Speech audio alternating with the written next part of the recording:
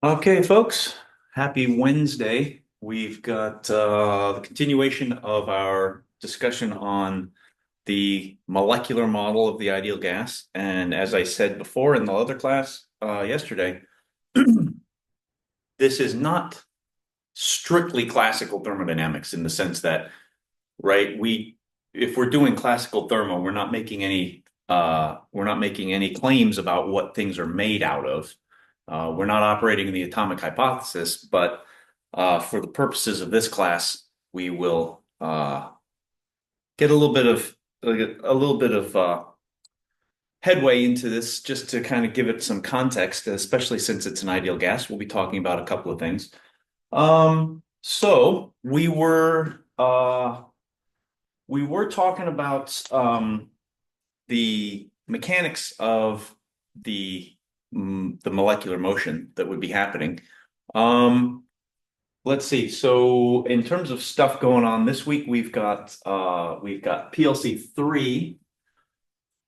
So we'll have PLC 3 that's going for Friday. I did just activate that one. It's fairly small though in terms of its size. It's really just a couple of it's maybe one or two multiple choices and a couple of matching.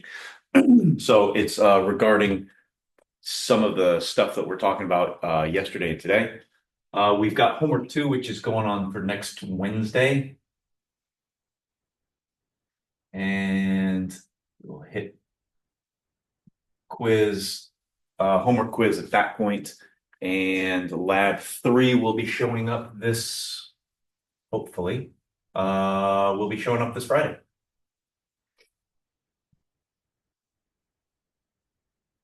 All right.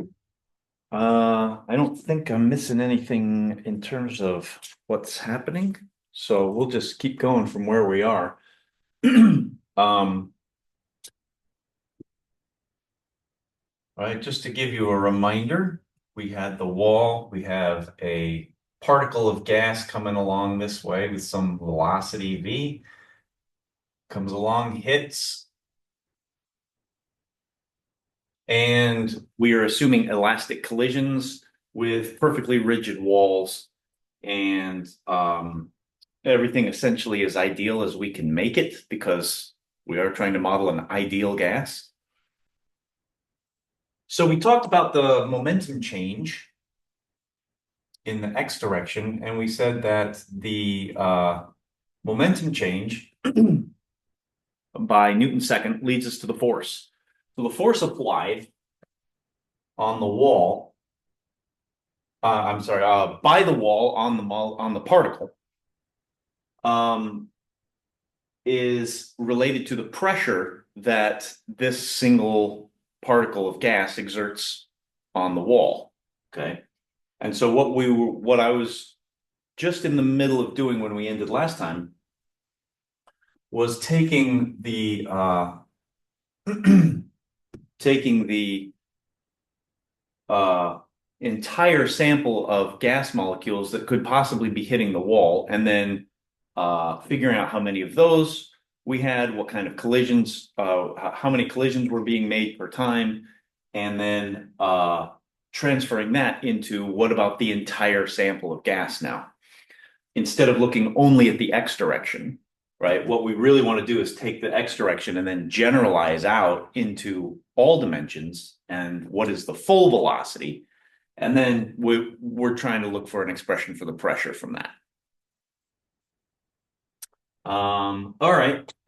So we were at a point here where we were doing the number of collisions times the change in momentum, the rate of change of momentum.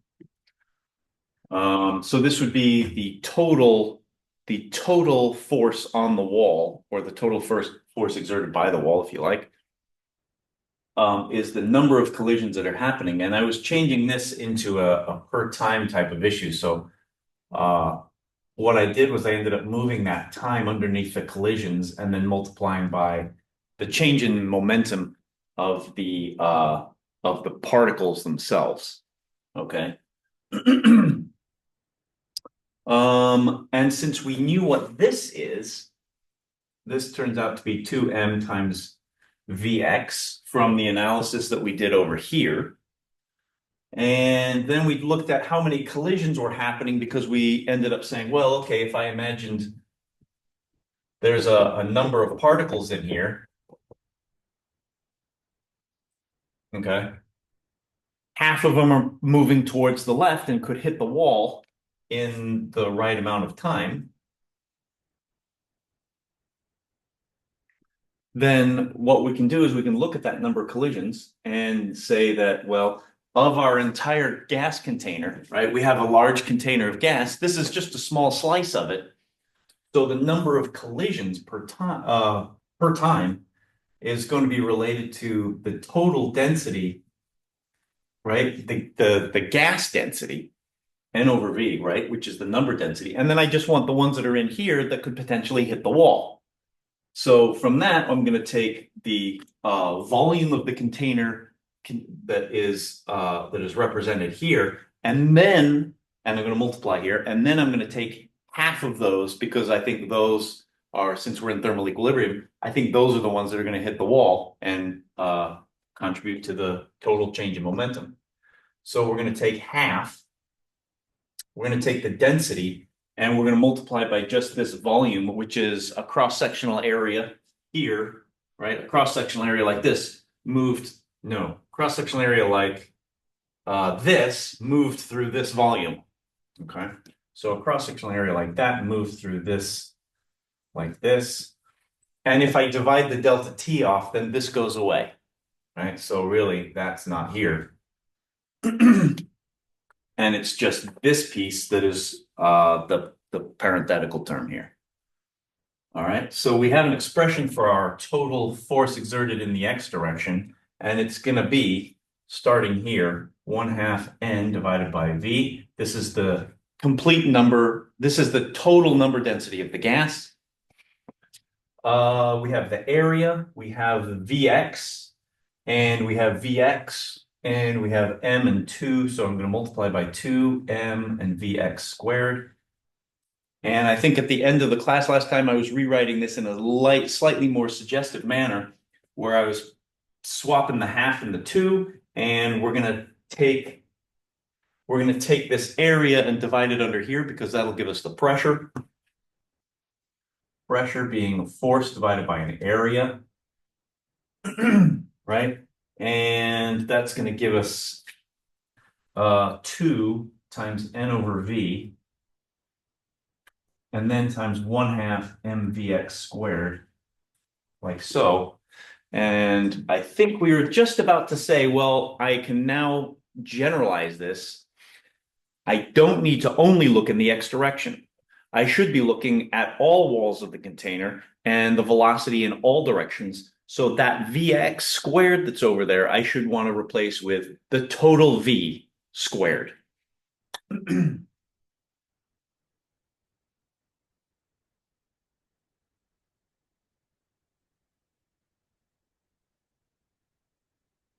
And I'm using these angle brackets to denote an average. So that if I want to replace that with V squared, the question is, what's the relationship between Vx squared and the total V squared? And remember, we're in thermal equilibrium. Part of our assumption about this gas in this container is that it does not have hot spots. The entire gas is in thermal equilibrium with itself and with the container walls, so that there's no preference for the gas molecules to be moving this way versus this way versus this way. Therefore, for each of these 3 dimensions, the velocities should just be 1/3 of the total. And remember, that's on the average. Okay, that's on the average in thermal equilibrium. So V squared would be Vx plus Vy plus Vz. And therefore, each one of these, there should be no preference to 1, 2, or 3 of these. So each one of these things would be 1/3. What do I want to say here? I don't want to say that. I want to say this. Do I? No, yeah, I guess that's okay. It would be like 1/3 of Vx squared. No, that's wrong. I don't want that. What I want to do is this. I want to say that Vx squared is 1/3 of V. That's what I want to say. All right. Due to there being an equal apportionment of energy in all directions. Okay. In other words, if I'm saying that one direction is preferred over another, then the kinetic energy this way is bigger than the kinetic energy this way. That doesn't feel right. That doesn't feel good. Um, Thermal equilibrium. So we're going to go with 1/3 here. So that means I'm going to replace this thing here with 1/3 of that. Okay, so then I'm going to put a 1/3 here. And we should be just about ready to get our complete expression for the pressure of a gas of independent particles.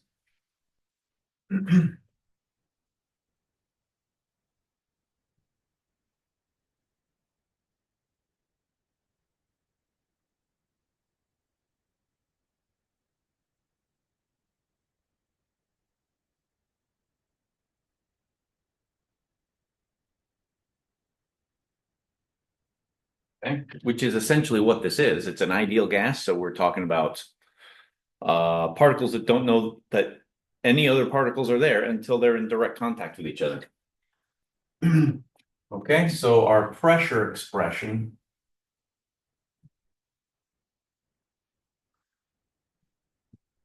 is going to start looking like this thing here with a 1/3 V squared in it. So we're going to go 2, we're going to go N over V, we're going to go 1/3. And then since I have 1/2 mv squared here,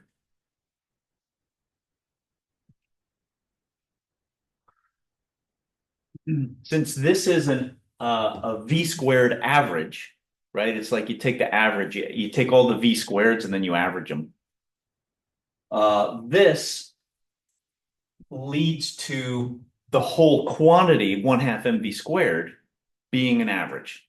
So essentially, this is the average of the kinetic energy.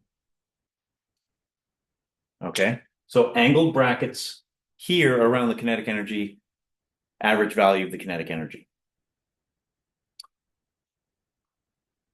We're now going to take this and say I've got 2/3 times N over V, the gas density, times the average value of the kinetic energy. And that's our expression for the pressure. So, I mean, that's great. Okay. Remember that the ideal gas has an equation of state. So can we now start making connections between this mechanical analysis and the ideal gas equation of state? So if we do that, one thing we can do that's fairly leading is to multiply by the volume on both sides, and then I'll get a PV on the left side, and that's the start of the ideal gas equation of state. So I could say that P times V on the left side here is going to equal 2/3 N and the kinetic energy, the average kinetic energy. Now remember, that's the average kinetic energy of just one gas particle. Okay. All of this analysis here was done initially for one gas particle moving in one dimension. Or we were looking at the analysis of the gas particle's one-dimensional motion, and then we generalized the one gas particle to 3 dimensions, but we still only have the one gas particle, and that's why this kinetic energy is still here, because it's the kinetic energy, the average of a gas particle. That means that when I multiply by capital N, which is the total number of particles in the gas sample, this quantity here should be representative of the entire internal energy of the gas. Okay, remember, this is an ideal gas. It has no other way to store energy than kinetic. It has no potential energy between the particles. Okay, so since they are completely independent, we have only kinetic energy. When we multiply by the total number here, this is the entire internal energy of the gas. So we can rename this here as the internal energy. And that's our internal energy as a state variable, as a quantity that shows up in the first law. Okay. And therefore I can write this being 2/3 of the internal energy. All right. So we have a couple of things that are going to come out of this, which are going to be useful. And let me do the velocity analysis first.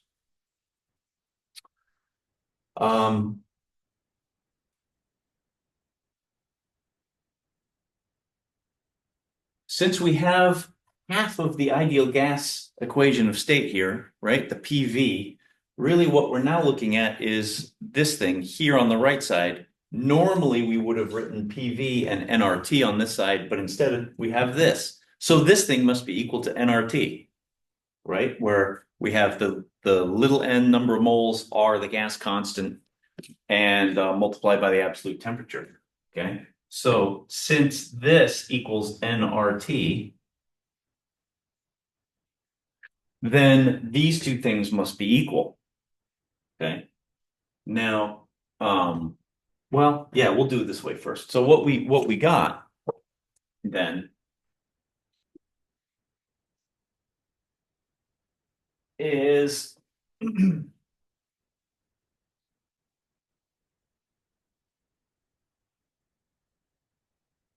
okay, what we have here is a relationship between the internal energy of the gas and the temperature, and this is what I referred to before as as Joule's law. Joule's law, which is a law applied to a model. So it's within the ideal gas model, there's a law about it. And that law is that the internal energy depends only on the temperature, and this is one reason why. All right. So this tells us that the internal energy of the ideal gas is, if I just flop this thing over to here, it's going to equal 3/2 times nRT. And it is a function of temperature alone, kind of as it must be. I think that it's modern day thinking and it's experience that tells us, well, sure, we kind of already understand that the temperature is related to the motion of the gas particles, right? I think that's probably something you might already be familiar with. But anyways, we have it now, and within the ideal gas model, we have this for the internal energy. Now we've talked only about small particles of gas and what their motion might look like.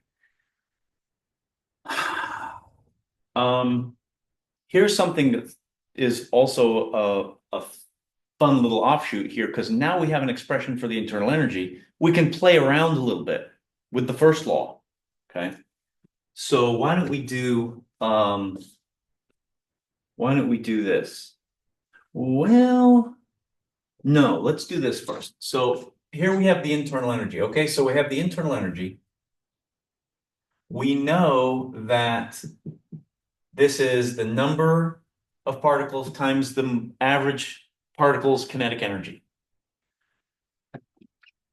And that kinetic energy is related to the average squared velocity.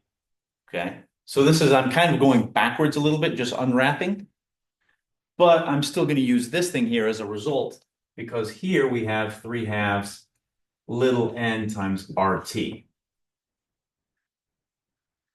Okay, at this point, we're going to be able to come out with an expression for what do we think the average squared velocity looks like. And it's going to come down to course, the temperature, right, as it must. But also let's take a quick look at what else we have here. Well, I have here N, which is the number of moles. I need to relate that to the number of particles, which I can do just remembering that a mole is like a dozen. Okay, so if I have 43 things, thumbtacks, and I want to find out how many dozen I have to divide by 12, right? And I'll find out that I have between 3 and 4 dozen. So the same idea is happening here, where I have moles versus number of particles. All I have to do is scale it by the Avogadro number. This is the number of particles divided by the Avogadro number. And when I now start to solve for what the squared average velocity looks like for a particle in a gas, okay, I'm going to take this, and I'd like to get an expression for this. That means over here on the right side, I'm going to have the 3 halves. Oh, but I've got a 1/2 over here, so I'm going to have only the 3. Those halves are going to go away with each other. This capital N here is going to go away with that capital N out of the number of moles. I'm going to be left over with the Avogadro number. I'm also going to be left over with the molecular mass, right? This is going to be a number in kilograms. So all of that's going to get shoved underneath, and I'm going to get 3 on the top with the RT, and I'm going to get the little m times the Na here. Now, this total denominator, as it turns out, is nothing but the molar mass of the gas.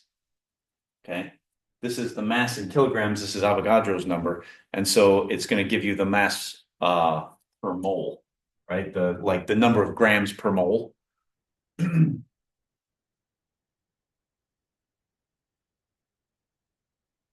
And so let me just call that, for example, capital M. I don't think I've used capital M yet, have I? I use little m, but you probably can't tell the difference between my little m and my capital M. So I'm going to tell you that's a capital M. Maybe I'll put feet on it. How about that? There. Now it's a capital M. It's a molar mass. Okay. So the average squared velocity of a particle of gas depends on, of course, what the temperature is. And that seems reasonable. It's because the kinetic energy was dependent on that. So the average squared velocity should as well. And also we're going to have the molar mass here in the excuse me, in the denominator. Kind of as you would think would be reasonable whenever you're talking about a squared velocity and you want to take something that used to be a kinetic energy and look only at the velocity. It's going to be divided by the mass. So we're going to end up getting this thing equaling 3RT divided by M. And now I'm going to cheat a little bit and take the square root of both sides. It's not really 100% the right thing to do, but nevertheless, what I'm going to do is we're going to take the square root of this and we're going to call it VRMS. And in case you don't know what the RMS stands for, this is the root mean square velocity.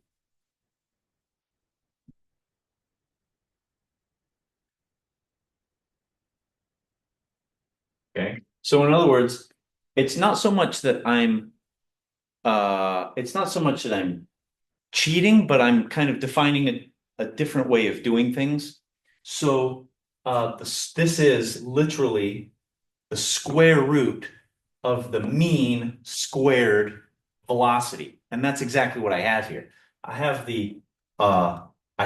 going to take the square root of the average, which is the mean squared velocity. So it's not so much that I'm cheating, although it kind of looks like I am, because what I'm going to do is I'm going to say, well, what if I took a square root of this thing, and then all of a sudden this squared thing's going to go away? Well, it's not really that. It's that I'm defining a totally different speed. I'm defining an RMS speed. Okay, I'm gonna get the RMS speed. I'm just gonna get the square root of that thing over there, which is 3RT over M.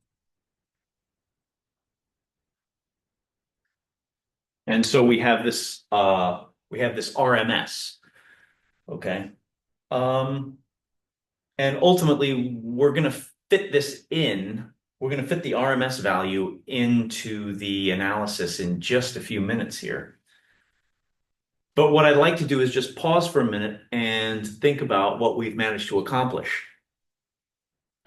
So using basically nothing other than straight Newtonian mechanics, right? Thinking about a particle hitting a wall and idealizing it, right? So that it's totally elastic and that the wall was infinitely rigid.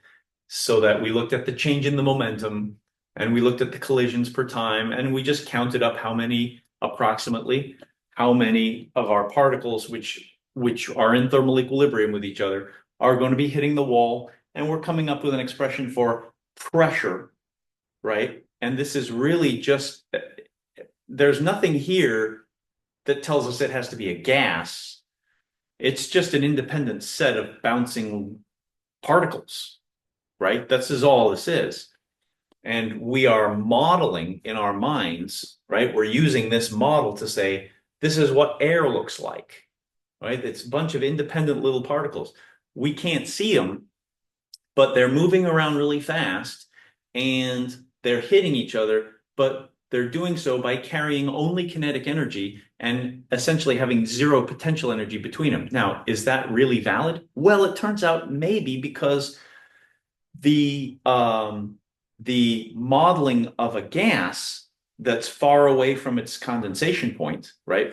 Far away from its say boiling point, and that's fairly low density, kind of like air is pretty low density as a gas. It turns out to fit this model fairly well. Or maybe I should say it the other way around, that the model fits the gas fairly well, because this is all just our construct. So I think ultimately what I'm trying to get across here is that uh, through through constructing a model and putting some physics laws to it, we're coming out with something that seems to be a useful relationship, okay, for this model. And I think I think that's fairly impressive. Because like I said, this is all just this is physics because it comes from our heads, you know? It's a model, and we're just exploring what's happening. Let's take a look at what the VRMS looks like here. If I calculate this number, right? Let's calculate this number for a couple of different species of gas. Let's see. I'm gonna want to come back to this in a minute, so we can get rid of this.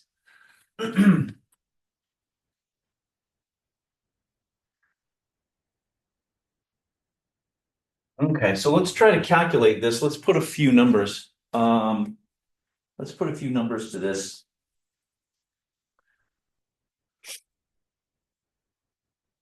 Let's go ahead and find, I want to find VRMS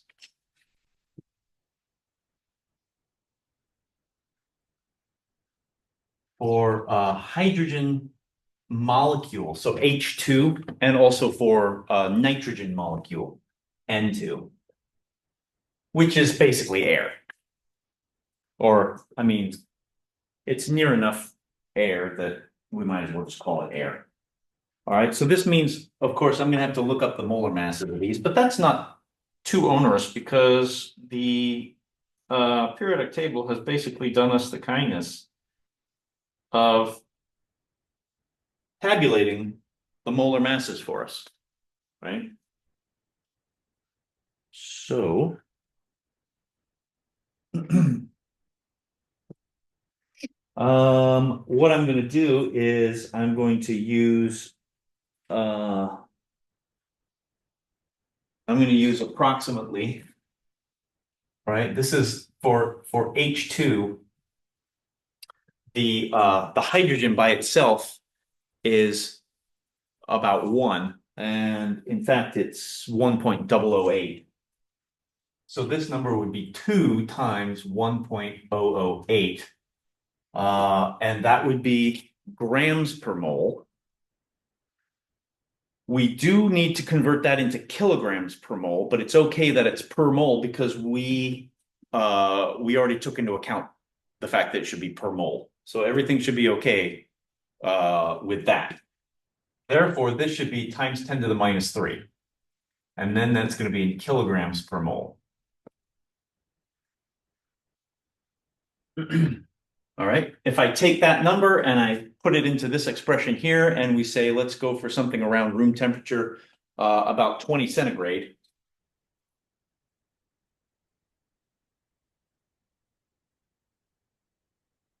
VRMS would be the square root. I'll leave this here. Would be the square root of R, well, 3, and R, which we know as 8.31. The temperature, now it's not a delta T, it's a regular T, so we do have to go to Kelvin, the absolute temperature for this, and we're going to divide out the molar mass and then square root the whole shebang. Now, this means that we're going to take 3, we're going to take 8.31, and of course that's in joules per mole per Kelvin. We're going to have the Kelvin over here at 293. And we're going to be dividing by the molar mass, which is this thing here, to 1.008 and 10 to the minus 3 in the square root here. And we should be able to find that number. Just to take a quick look at it, we're going to have a number on the order of about, say about, I mean, I know it's about 24, but it's about 25, 20, 30-ish or so in the top. This is about a 300. So we're looking, and then we're dividing by, so basically multiplying by 1,000 and square rooting this. This should come out to be a pretty large number. All right. And I think you're probably okay with that.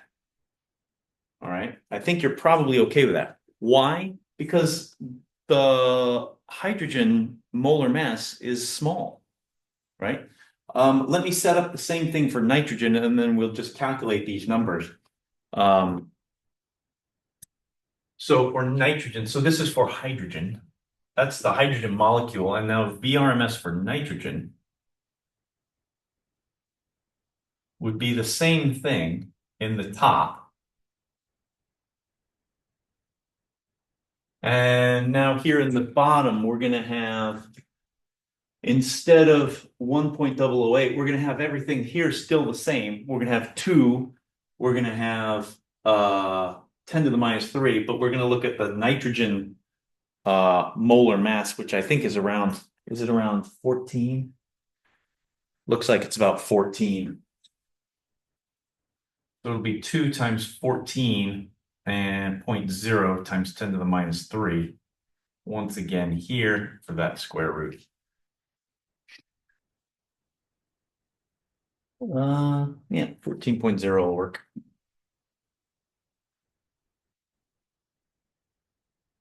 I will say I kind of overdid it a little bit on the numbers in here for the hydrogen. Ultimately, we're just going to round them off anyway. So it doesn't really matter. We'll probably round it off to 2 or 3 digits. And that's usually an okay thing to do. If you calculate these numbers, they are vastly different. Let's see here. I get about 1900 for the hydrogen meters per second. Whereas for the nitrogen, I get about 510. Let me just check and make sure I got these numbers.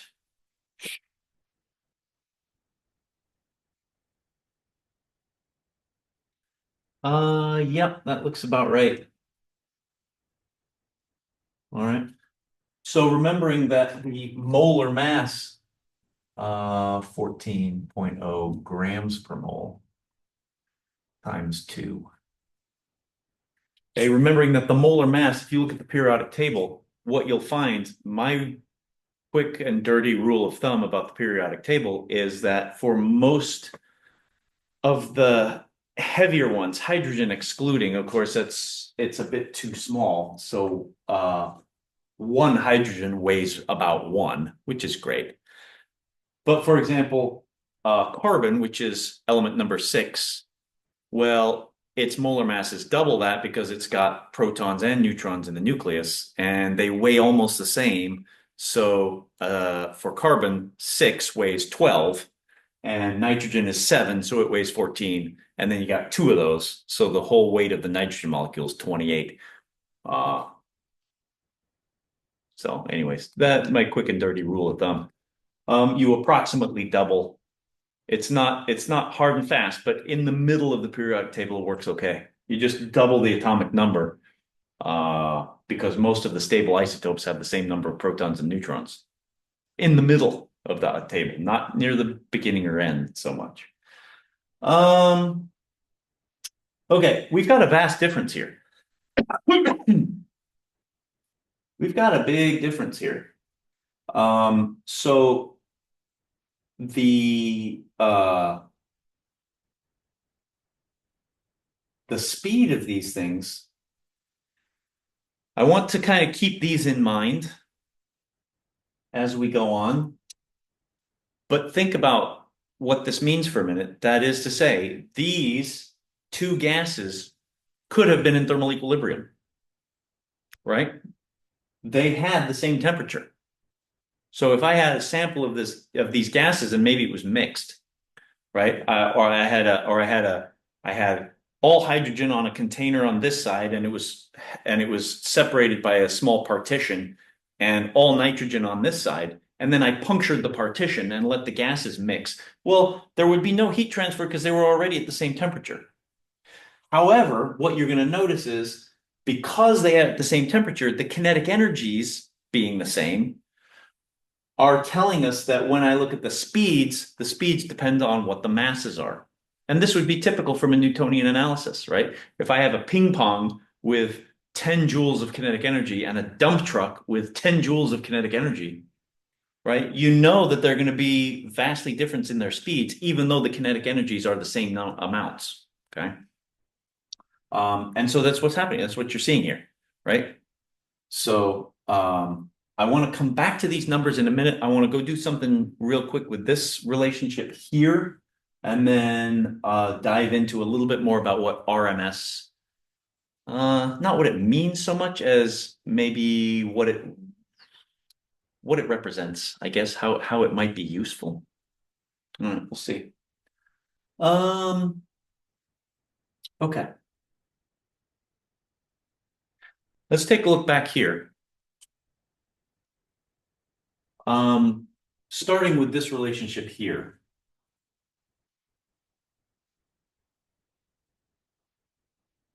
I'm going to take this relationship here and let's look at it in the context of the first law.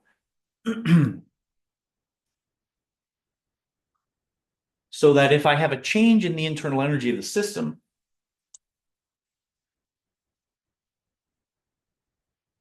one of two things happens.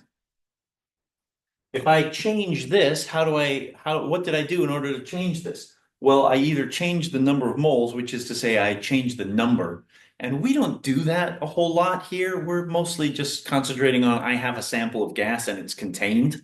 And therefore, if I consider no leaks and no inputs, my N number is basically staying constant. And that is, for the most part, how we do things in this class. Therefore, if I'm not changing this, well, R is just a constant. So the change in internal energy is basically down to what was the change in the temperature.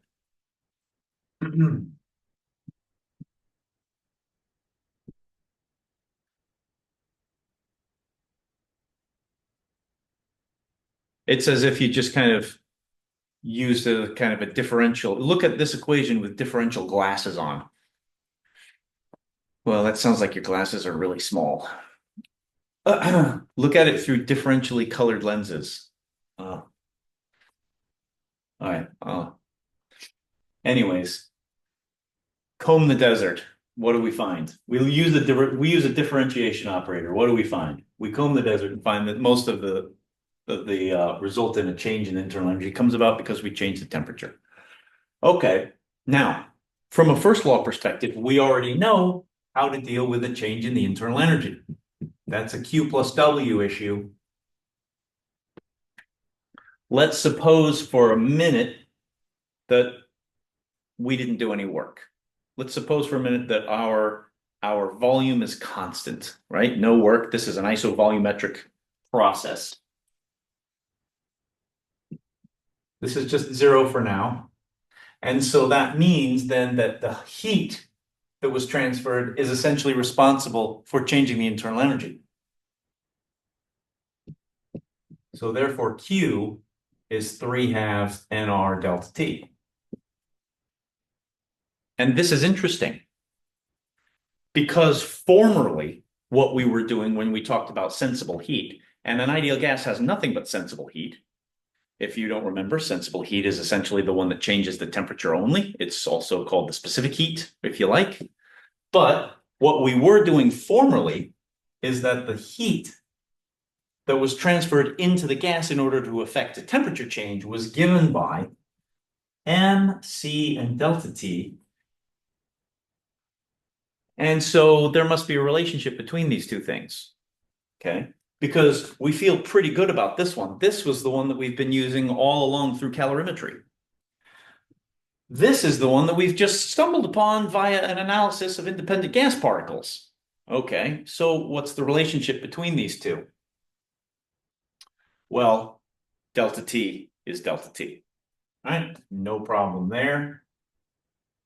Therefore, everything else must be equal to everything else. Now, how does it fit in? Well, one issue that we have here is that we need to talk about what's the relationship between the moles and the mass. Well, the same basic idea holds, right? If I think about the C here, this specific heat capacity,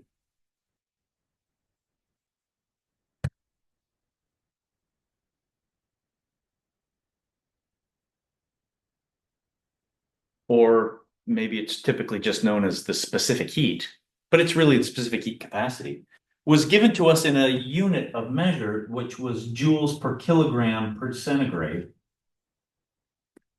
like this, in order that we deal with the kilograms of our sample. Okay, but we could also have written it in a slightly different way, whereby instead of using kilograms here, we used moles. Okay, so then we could talk about what's known as the molar specific heat capacity.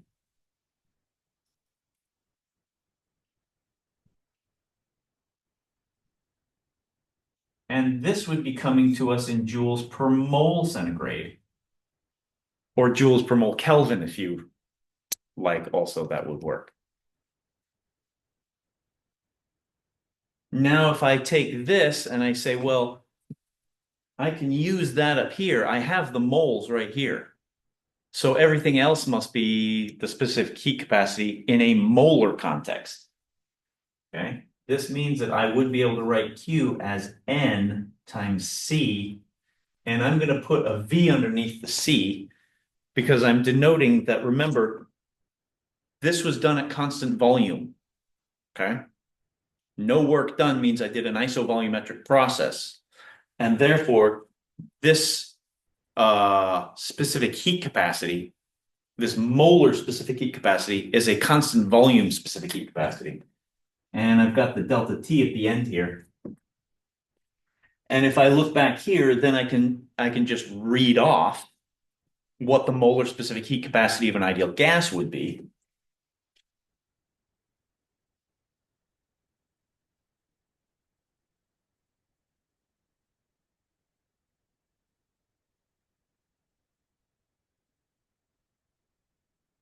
The molar specific heat capacity then is everything that's left over from the N, and that would be 3/2 R.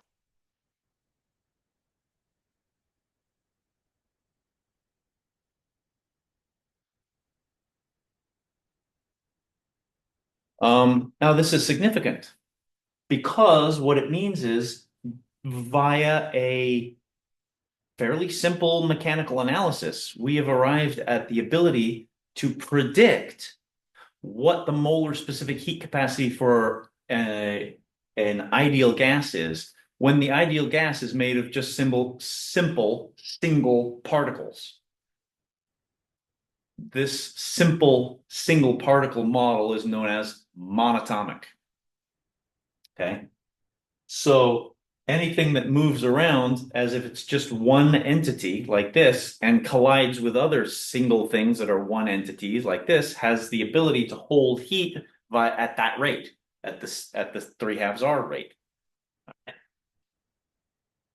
Now, 3/2 R, when you calculate that, it's basically 1.5 times about 8 and a bit, right? So you're looking at something in the 12 to 13 joules per mole Kelvin.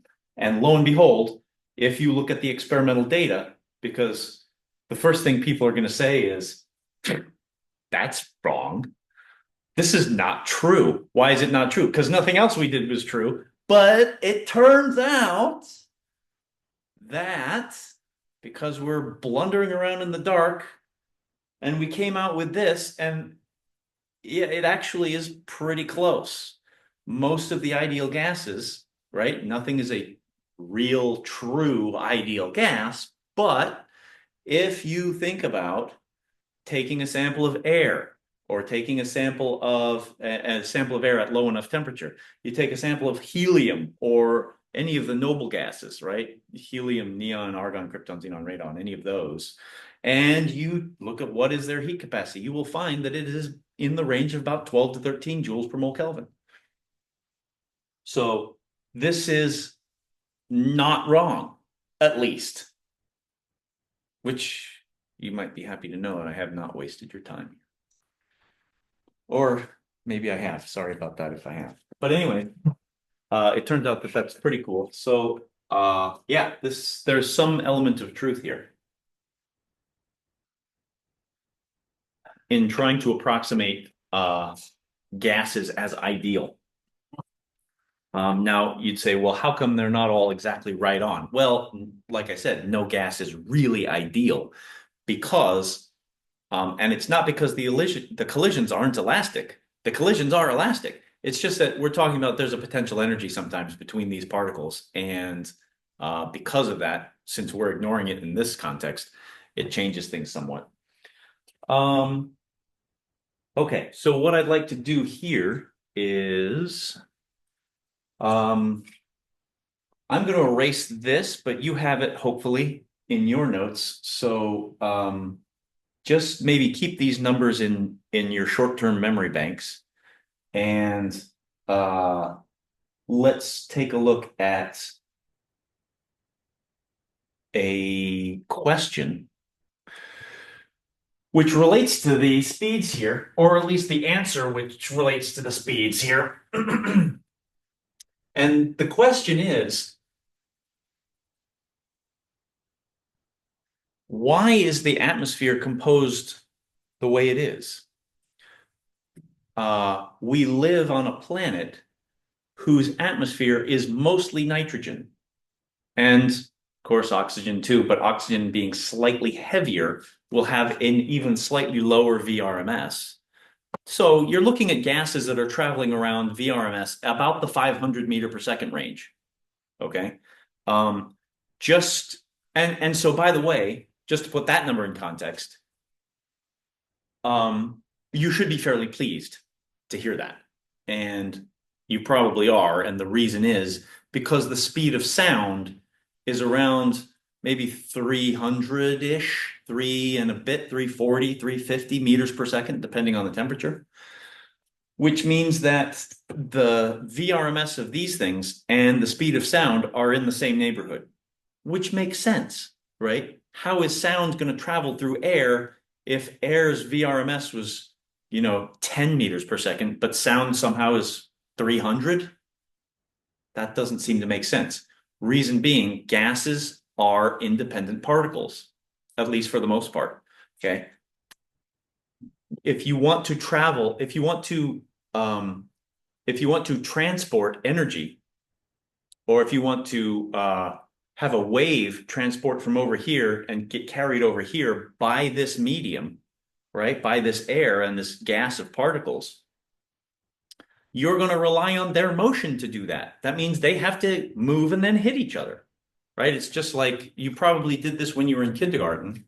You would have all the people in the class kind of line up, and then you would say, the teacher would stand here and then say, okay, let's time how long it takes to get a signal from one end of the chain of kids to the other end of the chain of kids. I don't know if this was this was back in my kindergarten days. And so the teacher would stand here and he or she would punch the first kid or something. Obviously, this can't happen in today's world. Okay, so it was more like a handshake, a nice firm handshake from the teacher here. So you'd do this, and then you'd have to take your hand, and then you'd have to turn and handshake the next kid, who would then take their hand and then turn and handshake the next kid, and turn and handshake the next kid. It's all handshakes and wonderful smiles and unicorns for everybody here because we don't punch people. That's not okay, right? So we're doing that. And so how long does it take for that signal to move if there is no connection between the people? It's the same thing in a gas, right? Now, if you had the people holding hands or somehow connected with each other, and then you say, okay, as soon as you feel something, turn and pass it on, it's going to go much quicker, right? You're going to get one on this side, you're going to immediately get one on that side, and it's going to go a lot quicker. So that would be a solid, kind of slash liquid also, but vastly different from a gas is the idea here, right? So if I wanted to transport sound from one place to another, I have to do so via the particle motion. And so that's why it's kind of nice that these two numbers are in the same ballpark. It seems reasonable that the speed of sound and the molecular VRMS should be about in the same ballpark. I want to get back to the atmosphere questions here. The atmosphere here on Earth, of course, as you probably know, is like 78 or 80%. Let's just say about 80%. Let's go 80-20. Let's simplify our lives here. It's 20% oxygen. All right. And absolutely nothing else. It's only nitrogen and oxygen. Why is that? How come it's those two? Well, why? Where did the hydrogen go? Right? Nitrogen is number 7.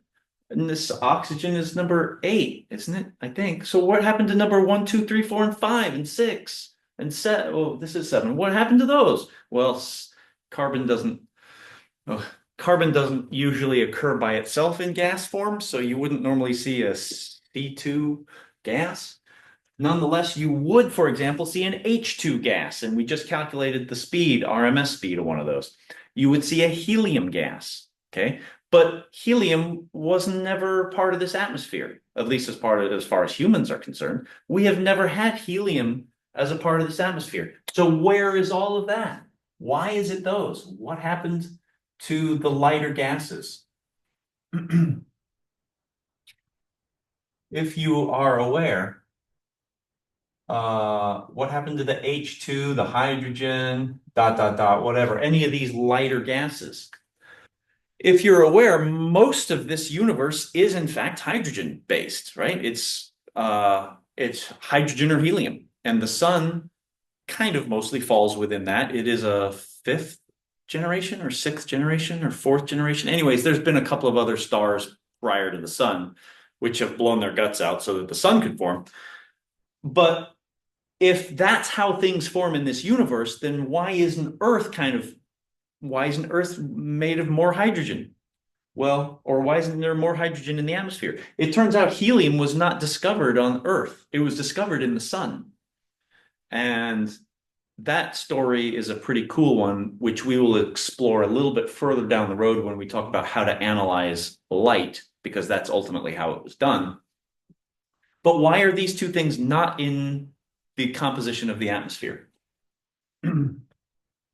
Well, you can go back to, again, a fairly mechanical model. Earth has gravity, right? There's a gravitational well here around Earth, which attracts things to it. It attracts the atmosphere to it.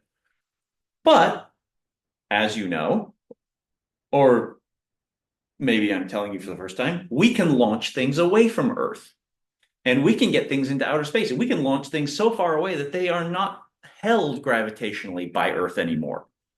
And so we know what this escape speed is. Okay. We know what this escape speed is. This escape speed, Earth's gravity holds it still attracts things, and it attracts things like the gas.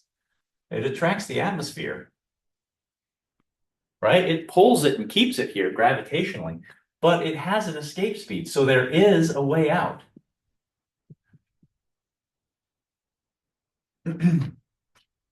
It's about 11 kilometers per second if you want to completely leave Earth. It's about maybe 5 or 6 if you want to get into orbit. Okay. And so that's 11,000 meters per second, which is an order of magnitude more than our 1900-ish, right? We had, this is 11,000, that's about 10,000. We had about 2,000, all right, or so. So you'd say, well, that's not an explanation because remember the hydrogen speed was, like I said, about 2,000. This is over 10,000. So what's the deal here? Well, compared to the hydrogen VRMS, which was around, I'll just say it was around 2,000 meters per second. So what's the deal? Well, the deal is that we have a model for the distributions. Remember, we've been talking about averages, okay? We've been talking about root mean squares and averages, and it's the average speed and the average kinetic energy. Well, we have a model as to where everything else lies. Does that mean that every single hydrogen molecule at 293 Kelvin has exactly this speed or the other speed that we calculated? No, not at all, right? There's a distribution of speeds, the RMS value of which is about equal to this. What does that distribution look like? Well, it was in fact, it was distribution of molecular speeds. It was in fact Maxwell who,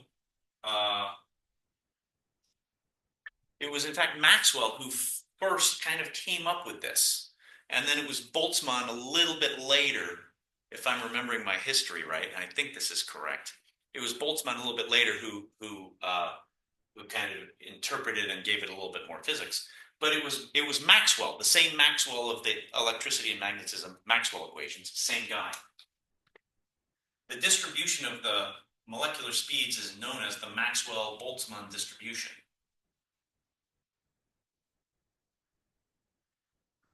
Or if you like, statistics. They're Maxwell-Boltzmann statistics. And you're noticing there's Boltzmann keeps popping up, popping up, popping up.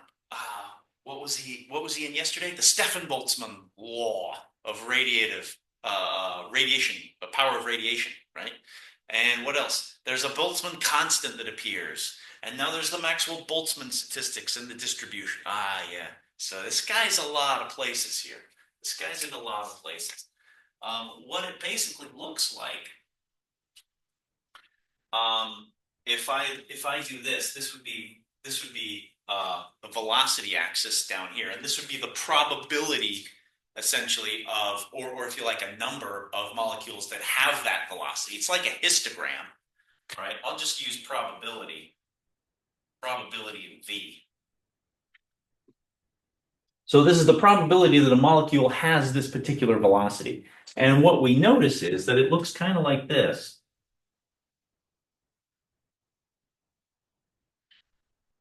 Which is not so far from the black body radiation curve that I drew for you yesterday. Yeah, it's not so far from it. Yeah, if you go a little further, you'll notice different things happen. But yes, they're all kind of aligned, linked up somehow. Point being here that there are a couple of different speeds that I want to point out, and there are some regions that I want to point out. So there's a peak speed here, all right? There's a peak speed, or say like the most probable speed, okay? it would be this one. There's the most probable speed, which occurs right at the peak of the probability, because that's where the most probable one is, right? Now, if I looked at the average, it would have shifted this way just a touch, because if you look at balancing things, right, there's a little bit more over here on the tail than there is here. So the average would have been just to this side of the most probable. Okay, so this would be VP down here. Maybe the average would occur about here. That would be the average speed. And then the RMS speed actually weights the higher values even more than the average does. So the RMS would be even further over here. It would be right there.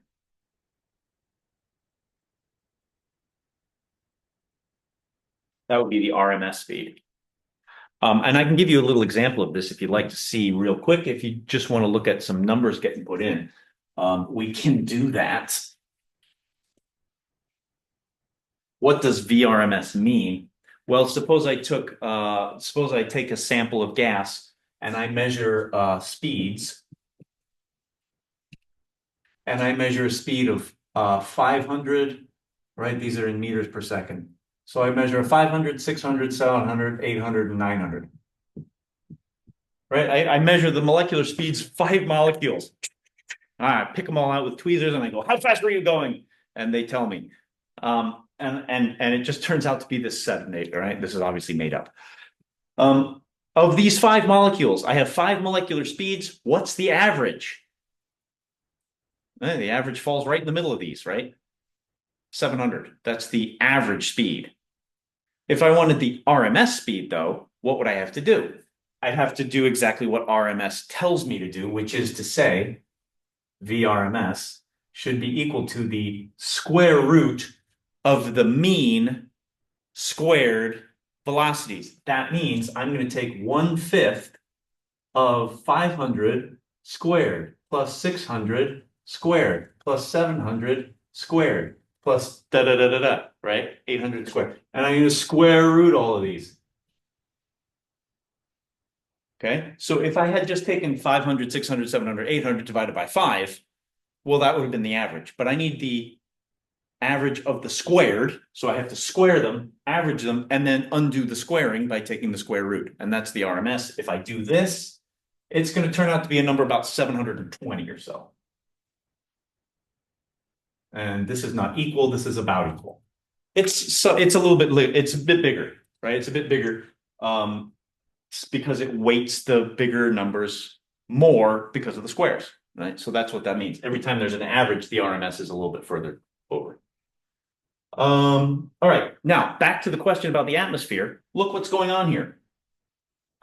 Around here somewhere is what we would call the mean temperature. The mean temperature somewhere is falling somewhere in these lines right here, right? The RMS temperature, the RMS speed has a relationship with the temperature. The most probable has a relationship with the temperature. The average has a relationship with the temperature. So the temperature, the representative temperature of the gas is somewhere in here. But what does that mean about all of these things?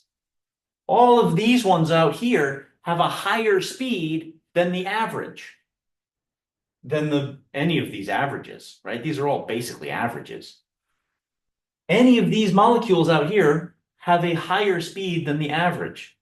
And this tails off, it's pretty shallow, so it takes a while to get all the way down.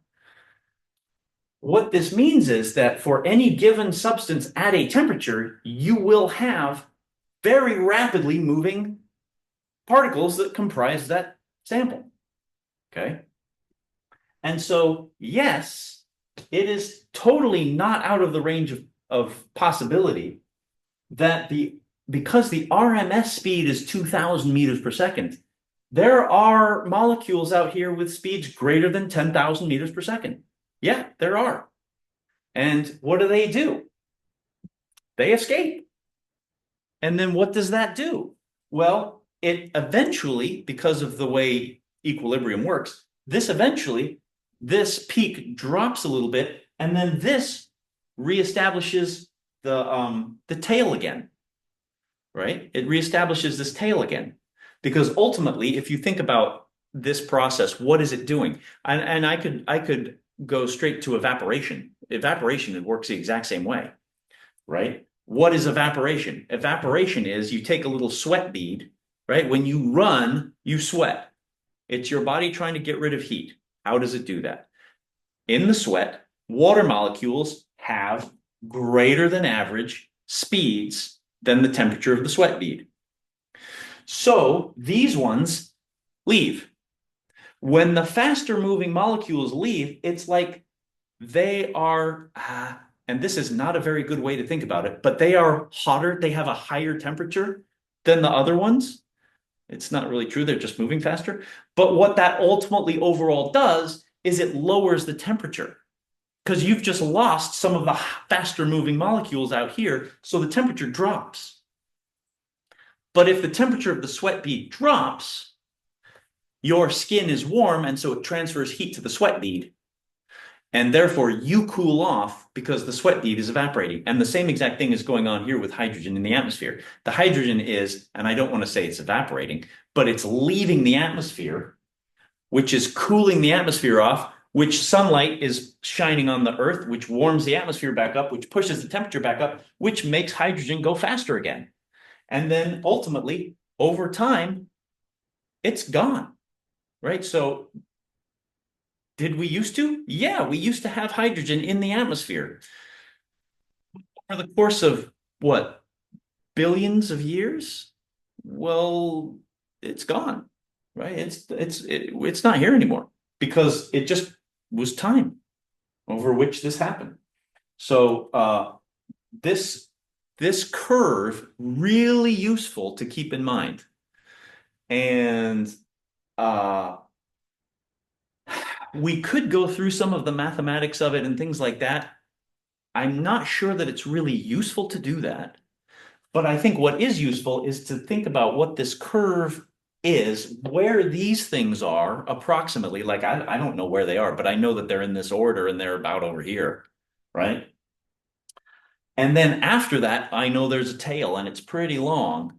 And the form of this is something like a quadratic multiplied by a quadratic exponential, like a dying quadratic exponential, right? You'll notice the parabolic initial here. So when the speed is low, it's looking like a v squared, but then it comes out and tails off like like an exponential. So yeah, it's basically a parabola multiplied by a dying parabolic exponential. And uh and the idea is, and you can do all the math for finding out what these things mean. I'm not sure it's useful for us, but it is useful to have this in mind as a physical guide to behaviors of um, particles that have temperatures that may be changing. Because when you change the temperature, you change the peak of this curve and it slides around a little bit. And then once you reestablish the original temperature, you reestablish this tail out here and you get more evaporation or more hydrogen leaving the atmosphere or whatever it is that's going on, even though this speed seems to be nowhere near what you need. Right. So it's a nice description of stuff like that as to why that's happening. Okay. So having talked about that for a long time, because that's great physics, is what that is right there. In case it wasn't clear, that's good stuff. Let's talk about what do we got? Maybe about 5 minutes or so. What I want to talk about next is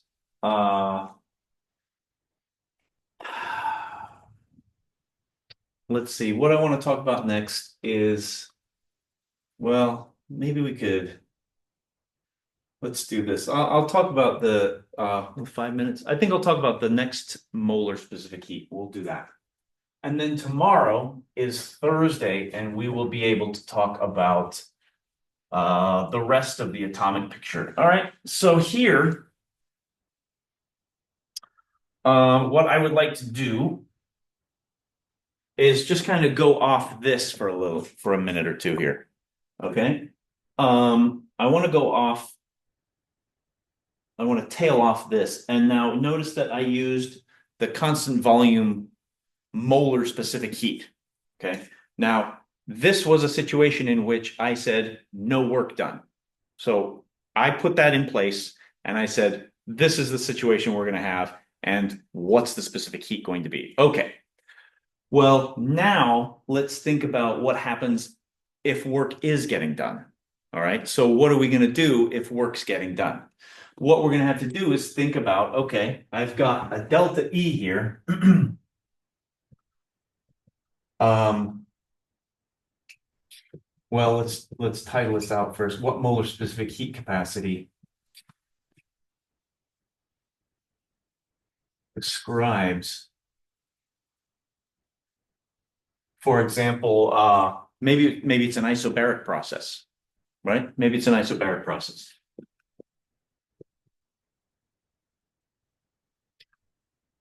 In other words, I'm just choosing this because there's work done.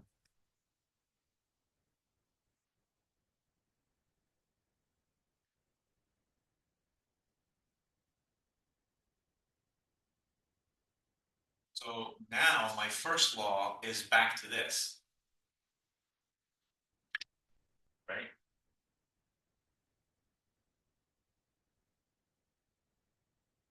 So the question that I might have here is, okay, well, if I'm going to do a heat transfer, then I'm going to think about what's happening with the internal energy and now also what's happening with the work.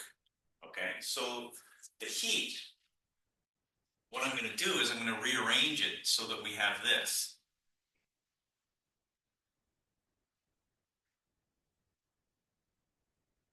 Okay. Now, for an ideal gas, we know that the internal energy, this delta E internal, we already have an expression for this. And it was the one we used when there was no work getting done. Okay, and that's how we found out what the molar specific heat was at constant volume. All right, but now I can't say I'm a constant volume, but I can say that the internal energy change is still what it was, right? In other words, this internal energy change still looks like 3/2 nr times delta T. That's still the internal energy change. But now, if I'm doing work on the thing, or if work is happening to it, let's suppose that it's isobaric, right? So what's happening in an isobaric process is typically that here's my piston and cylinder, right? Let's look at an expansion, right? An isobaric expansion. An isobaric expansion means that the piston has gone up, work has left, right? Work was done by the gas, which means I have to put in heat because notice the internal energy changed. Okay? So we have this as the internal energy, and now we're at this for the internal energy. So if you go back to your pistons and bar chart diagrams, then for an isobaric process, I remember I did this earlier. There's heat coming in, but there's also work leaving. So this work is a negative number according to us, right? This work is inherently a negative number, no matter where it is on the side of the first law here. So this is going to be minus negative P delta V.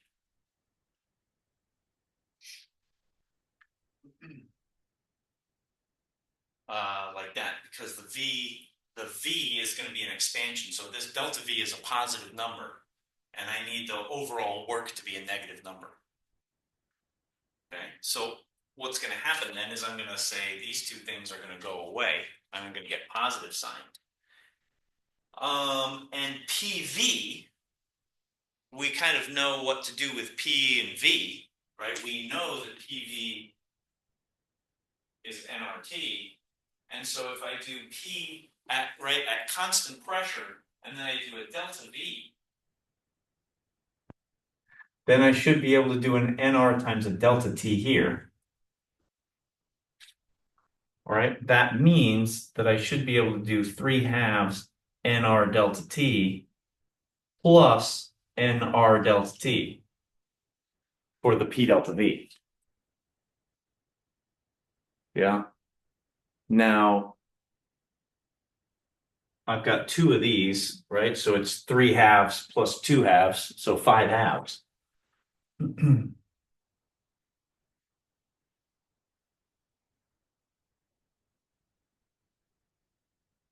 So now I go back to my Q and I say, what's the molar specific heat capacity? Right? This is Q. And I say, okay, everything else other than the N and the delta T must be the molar specific heat capacity. So the molar specific heat capacity, molar specific heat capacity. And remember now, instead of being at constant volume like this one is, it's at constant pressure because it's isobaric. So this is Cp, and it's going to be 5/2 R. Okay. The specific heat capacities change based on what you're allowing the thing to do. All right.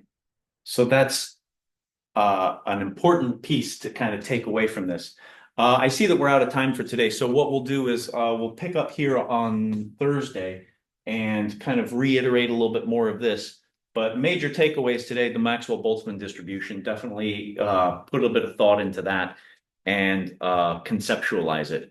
Otherwise, take a look at PLC 3, take a look at homework 2, and we will get ready for lab number 3 by the end of the week. So I will hopefully see you again tomorrow. Have a great rest of your day, folks.